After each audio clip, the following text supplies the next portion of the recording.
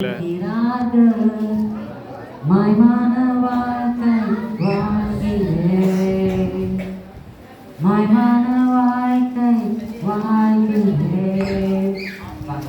பாட்டு மாதிரியே இருக்குதா? இப்படிதான் கண்டுபிடிக்கிறாங்கன்னு தெரியல. எனக்கேற்ற பாட்டு மாதிரியே இருக்குது.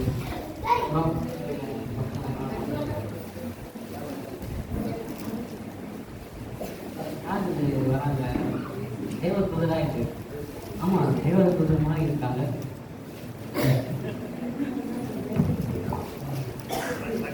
யார் நீங்க? நான் சந்தோஷத்திலிருந்து தேவதூதன் கடக்க வந்திருக்கிறேன். தேவர் தூதரா? என்ன பார்க்க வந்திருக்கீங்க? உன்னை பார்க்க வரவில்லை, உன்னை அழைத்து செல்ல வந்திருக்கேன். எங்க டூருக்கா? டூருக்கு இல்ல, நரகத்துக்கு நரகத்துக்கா? நான் என்ன பண்ணேன்? நீ உன்னையும் கெடுக்கிறதும் இல்லாம இந்த உலகத்துல மத்த எல்லாரையும் கெடுத்து கொண்டிருக்கிற. உனக்கு கொடுக்கப்பட்டிருக்கிற நாட்கள் முடிச்சிருச்சு. அதனால இனிமேல் நான் உன் நரகத்துக்கு கூட்டிட்டு போறேன். நீ இங்க வாழ்ந்த நாட்கள் போதுமா, நரகத்துக்கு போலாம். ஐயோ அம்மா, என்ன விட்டுட்டுங்க. ஏன்னா நரகத்துக்குலாம் கொடுங்க. தேவதூதர் ஒரே ஒரு சான்ஸ் மட்டும் கொடுங்க. இதுக்கப்புறம் நான் ரொம்ப பண்ணாம பார்த்துக்கிறேன். ஒரே ஒரு சான்ஸ் மட்டும் கொடுங்க. ப்ளீஸ் ப்ளீஸ், என்ன விட்டுடுங்க. இதுக்கப்புறம் நான் ரொம்ப பண்ணாம பார்த்துக்கிறேன். இவ்வளோ நீங்க எஞ்சி கேட்டதுனால உனக்கு நான் ஒரே ஒரு சான்ஸ் தரேன். நீ எப்பெல்லாம் தப்பு பண்றியோ என்ன பண்ணுவேன், நான் அப்பெல்லாம் உன் பக்கத்துல வந்து உன்னை நான் கூட்டிட்டு போக ரெடியா வருவேன். நீ உன்னை மாற்றிக்கொள், கத்தருக்கு ஏற்ற வழியில் நட. சரியா? இந்த ஒரு சான்ஸை நீ பத்திரமா பார்த்துக்கோ. எந்த சொல்லிட்டாங்க. இதுக்கப்புறம் நம்ம எந்த ஒரு தப்பு செய்யக்கூடாது, கரெக்டாக இருக்கணும்.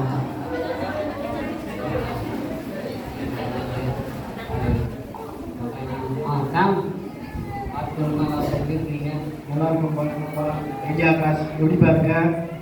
என்னப்பா உன்னை பார்த்தாலே சோகமா இருக்குது. லவ் ஃபெயிலியரா?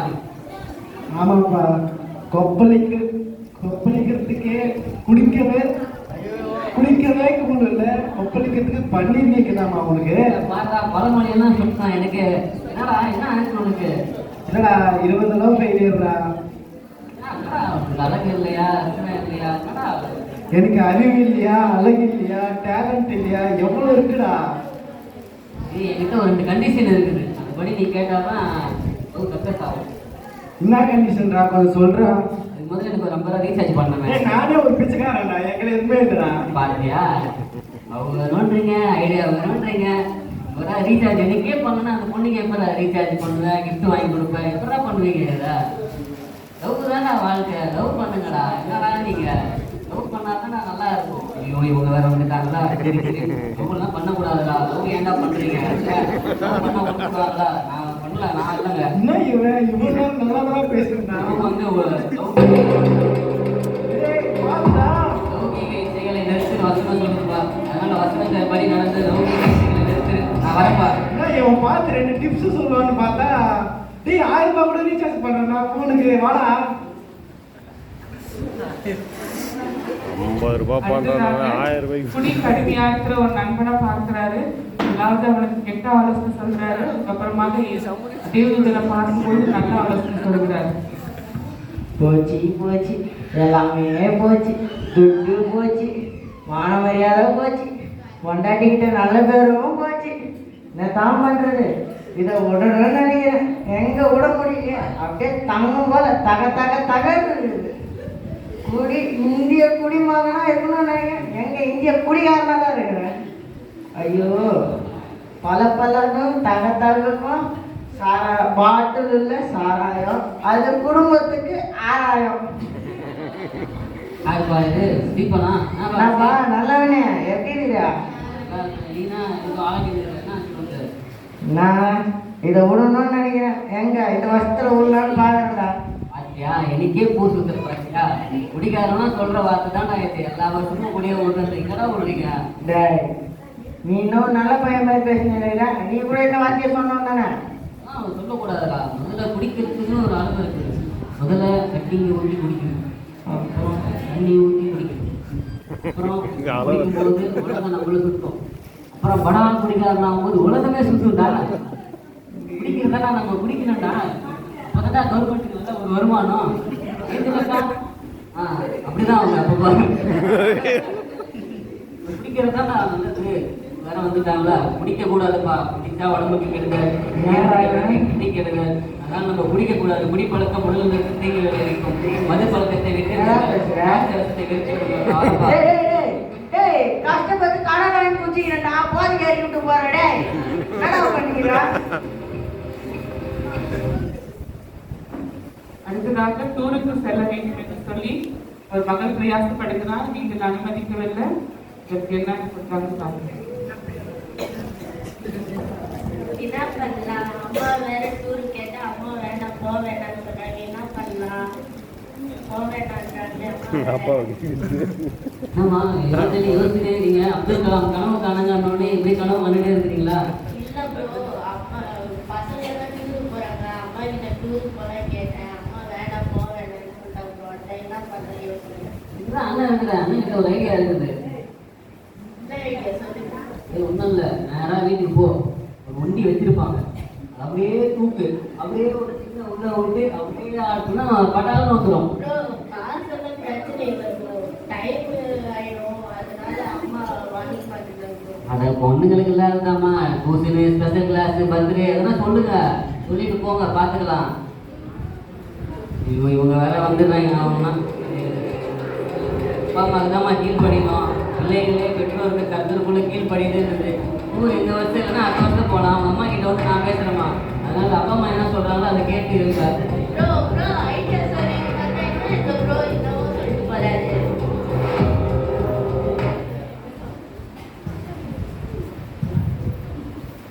அடுத்ததாக வீட்டில் அவங்க ஒரு பொருளை கேட்குறாங்க. அதனால பெற்றோர் மேல கோவப்பட்டு விரும்பியாகிறாங்க. அதை பத்தி ஒரு வியூலா.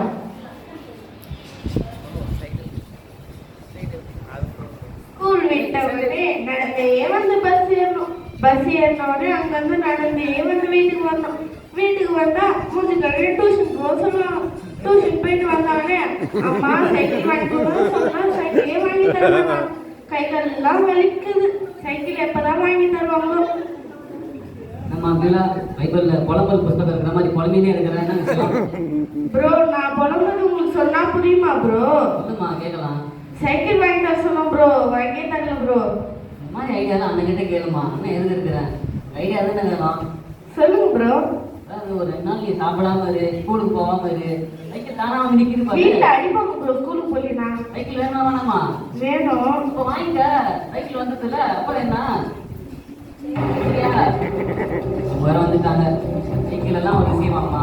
அப்பா அம்மா அவங்க நல்லது சொல்லுவாங்க. ரோட்ல போனா ஆக்சிடென்ட் ஆயிடும், சின்ன பொண்ணா இருக்கு, அதான் வண்டி வரும், நல்லதுதானே அவங்க சொல்லுவாங்க.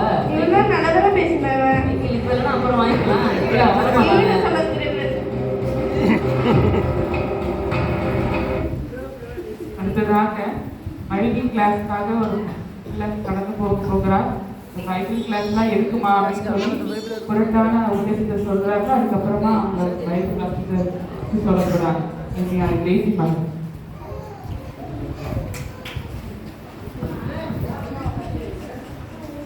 பைபிள் படிக்கவே நேரம் இல்லை. இல்லை வேற அம்மா பைபிள் கிளாஸ் போகணும், ப்ரேயர் பண்ணணும், சர்ச்சுக்கு போகணும் சொல்லிகிட்டே இருக்காங்க. நம்மளுக்கு வேலை போகிறது வர்றது, பைபிள் கிளாஸ்க்கு போகணும், ரெஸ்ட்டே இல்லாமல் இருக்கு. நாங்கள் கணேசேக்கா என்ன சொல்றீங்க? என்ன தம்பி சொல்றது? வேலைக்கு போயிட்டு வீட்டுக்கு வந்தால் பைபிள் கிளாஸ்க்கு போக சொல்கிறாங்கப்பா. பைபிள் கிளாஸ் பண்ணாக்கா இது என்கிட்ட ஒரு ஐடியா இருக்குக்கா, அது கேளுக்கா. தம்பி. பைபிள் கிளாஸ்ல என்ன, பைபிள் கிளாஸ்ல என்னக்கா சொல்ல போறாங்க? கரெக்டாக காலில் வேற ஒரு திரும்பி எடுக்கணும் அதானப்பா. போனேன் உட்காந்து வந்து சொல்லிட்டீங்கன்னா விட்டு போங்க, அதில் என்ன தப்பு இருக்குது? நான் வீட்டில் தெரிஞ்சுட்டா எப்படி தெரியும்? பைபிள் கிளாஸ்ல என்ன சொல்ல போறாங்க? உட்கார போறீங்க, ஸ்தோத்திரம் ஆண்டவரே, ஆமென் ஆண்டவரே, அதெல்லாம் சொல்ல போறாங்க. இருக்கட்டும், அப்புறம் என்ன விஷயம் உங்களுக்கு? இவங்க வேற அவன் வந்துகிட்டே இருக்கான். உங்களுக்கு தெரியாதுமா? பைபிள் கிளாஸுக்கு போங்க. கர்த்தர் என்னென்ன பண்ணாரு, எங்க பிறந்தாரு, எங்க வளர்ந்தாரு, பைபிள் தான் இருக்கும். உங்களுக்கு புரியாதுமா? என் கணக்கு தான் தெரியுது. புரியாது, அது தெரியாது உங்களுக்கு. இதுதான் தெரியும். பைபிள் கிளாஸுக்கு போங்க, கடவுள்ல வளருங்க, கர்த்தர் உங்களை ஆசீர்வதிப்பார். அடுத்ததாக சபையில் நடக்கிற சண்டையை வச்சு ஒரு மாய்மாலமான வார்த்தைகளை பேசி போறேன். எல்லாம்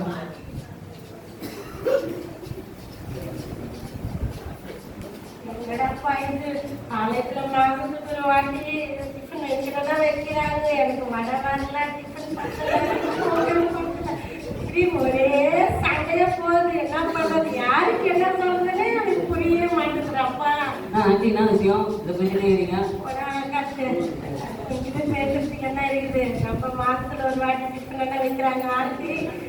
எனக்கு வடை இல்லை, இப்படி சின்ன வடை வந்து பெரிய வடை வந்து பொங்கல் பத்தல, இட்லி பத்தல, சட்னி வெள்ளம் இல்லை, ஊற்றில கேசரி வந்து கறிக்கல, கேசரி வந்து சிக்கி இல்லை, முந்திரி இல்லைப்பா. என்னப்பா பண்றது? உங்களாச்சும் பரவாயில்ல, சாப்பாடு போடுற பையன் நான் பார்த்தீங்களா, சின்ன வடையா வைக்கிறான். நானும் சொல்றேன், மற்றவங்களுக்குலாம் வெந்த வடையா வைக்கிறான், எனக்கு வேகாத வடையா வைக்கிறான். உனக்கு மட்டும் வேற வேலையா வருது. பையன் அப்படிதான் ஆண்டி, அந்த பையன் தவறு அவன் சின்ன மாட்டான், அவன் அப்படிதான் இருக்கிறான் அவன். எப்பவுமே நம்ம சபையில் அதை கண்டிக்கணும், அது அப்படி இருக்கிறாங்க, கண்டிப்பாக அதை கேட்கணும். சபையில் இன்னைக்கு இல்லைன்னா நாளைக்கு வடை சாப்பிடலாம், இல்லை அடுத்த வாரம் சாப்பிடலாம். ஏன் வடை சாப்பிடலாம்? வடை சாப்பிட்டா கேஸ்ட்ரிக் ஆகும், ஆனால் நம்ம வடையை சாப்பிடக்கூடாது. நம்ம சண்டையெல்லாம் போட்டு சண்டை போடக்கூடாது, சமாதானமாக இருக்கணும். அதனால நம்ம வடை அடுத்த வரும். புரியல, எனக்கு மாதிரி பேசுறாங்க, ஒன்றும் புரியல.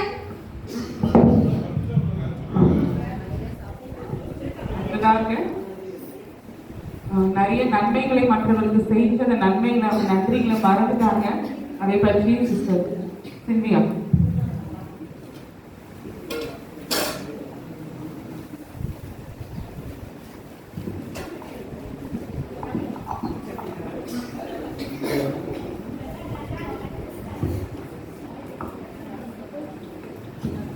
எவ்வளவுதான் நமக்கு நன்மை செஞ்சாலும் சரி, ஏதாவது அவங்க குறை சொல்லிட்டே இருப்பாங்களே, நம்ம என்னதான் பண்றதுன்னே தெரியல. எவ்வளவு நன்மை செய்யறோம், ஒரு மாசமா ஒரு இதுவா பார்த்து நம்ம ப்ரேயர் மீட்டிங்ல எல்லாம் எவ்வளவு நன்மை செய்யறோம், எத்தனை தடவை எல்லா வேலைகளும் நம்ம செஞ்சு முடிக்கிறோம். ஆனா ஏதாவது ஒரு விசுவாசி குறை சொல்லிட்டே இருக்காங்க. ஒரு நிறைவானதே எதுவுமே சொல்லவே இல்லையே, ரொம்ப மனசு கஷ்டமா இருக்கு. என்னதான் பண்றது? ஆமா சில்வியாம்மா, என்னம்மா பிரச்சனை உனக்கு?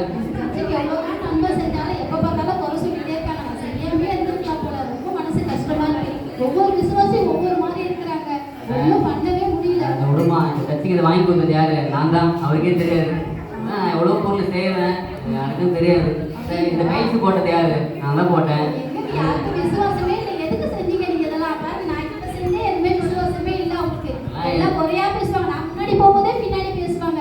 என்ன செஞ்சுட்டாங்க, எவ்வளோ பெருமை. விடுமா, அந்த குள்ள கேள்வி இது பார்த்தியா, அதுதான் அங்கே மெக்ஸிமே. அந்த நீட்டு கேள்வி இருக்கு பாரு, அதுக்கு மேலே அது வெள்ளை கேள்வி அது அதுக்கு மேலே இருக்கு. வயசா நம்மளை மதிக்கணுமா? ஏமா இப்படி பண்ணுறீங்க? வயசா நம்ம தான் இந்த பொருள் வாங்கி கொடுத்தே சொல்லணும். நம்ம கர்த்தர் கேட்டு நம்ம செய்யும் போது நம்ம சொல்லக்கூடாது. அப்படிதான் உங்களுக்கு புரியாது, அது அப்படிதான் அது.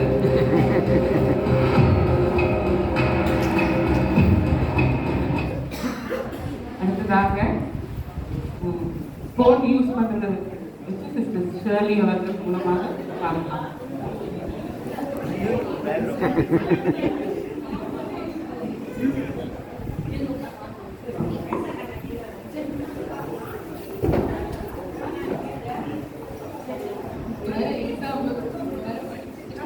யாருப்பா ரோட்லயே படிக்கிறது? இல்லையாக்கா வாங்கக்கா, எக்ஸாமா?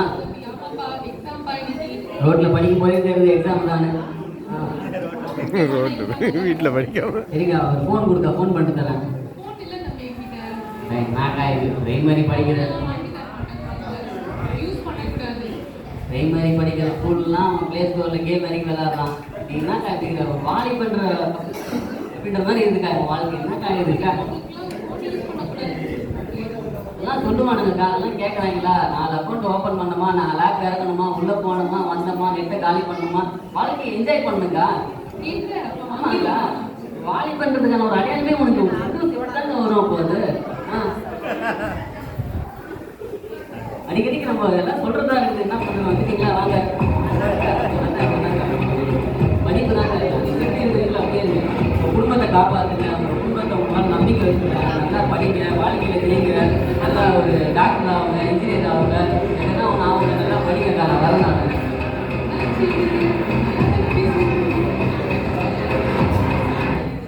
கடைசியாக சுசிலா அவர்கள் வெளி தோட்டத்துல கிறிஸ்தவங்க மாதிரி இருப்பாங்க, உள்ளதுலயும் அவங்க கிறிஸ்துவுக்கு தூரமா இருப்பாங்க. அதை வச்சு அடிச்சு போடுறாங்க.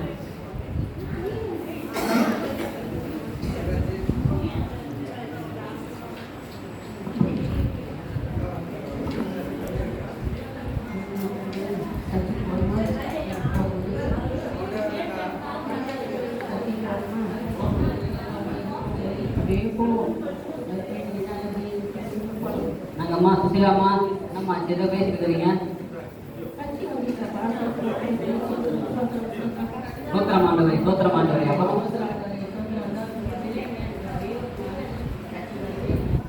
அப்படி விடுக்கா பையன் இருக்கிறான் பார்த்தியா?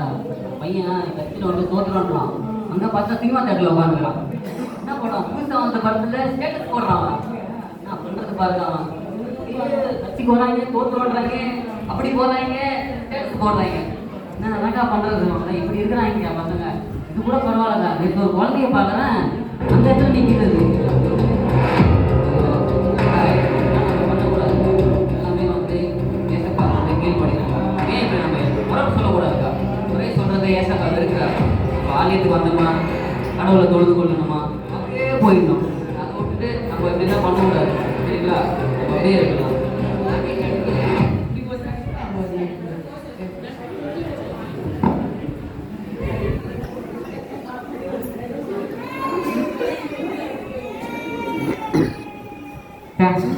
என்னடா வாழ்க்கை இது? இப்போதான் தேவதூதர்கிட்ட மன்னிப்பெல்லாம் கேட்டோம். அப்படி போனால் ஒரு குரூப், இப்படி வந்தால் ஒரு குரூப். என்னதான் பண்ணுறது இது?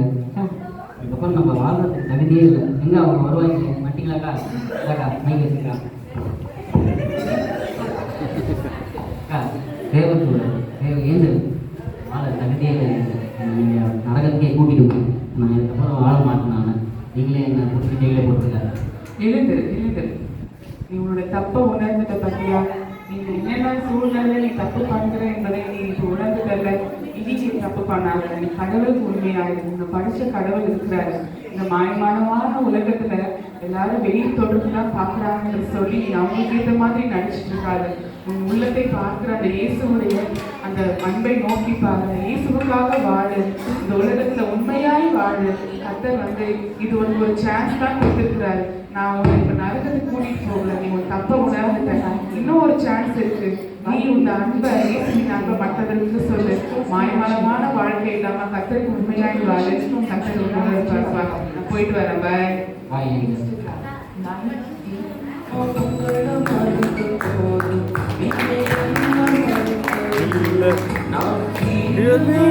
நீங்க என்ன மறுக்கலையே, மனுஷன் மறந்து நீங்க என்ன தூக்கம் மறக்கலையே.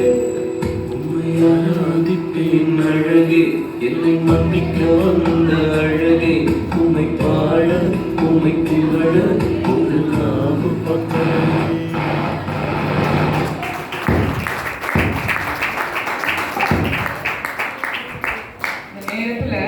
மாய்மாலத்தை குறித்து நம்ம பார்த்தோம். மாய்மாலம்னா என்ன அர்த்தம்? நம்ம வெளி தோற்றத்துல நயவஞ்சகக்காரர்கள் பார்த்தோம். ஆண்டவர் வந்து பரிசேயர்களை மாய்மாலமாய் செய்கிறார்கள் என்றாய் சொல்லுகிறார். ஏனென்று சொன்னா அவங்க வெளி தோற்றத்துல ஆண்டவருக்கு உபவாசம் இருக்கிறோம், ஆண்டவருக்கு காணிக்கை கொடுக்கிறோம் என்று சொல்லி அவங்க சொல்றாங்க. ஆனா உள்ளத்திலேயோ